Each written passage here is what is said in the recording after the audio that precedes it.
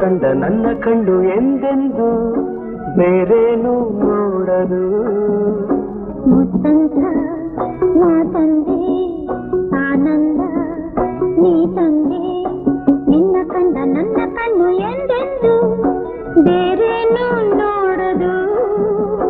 ಮುತ್ತಂತ ಮಾತಂದೆ ಆನಂದ ನೀ ತಂದೆ ಲ ಲ ಲ ಲ ಲ ಲ ಲ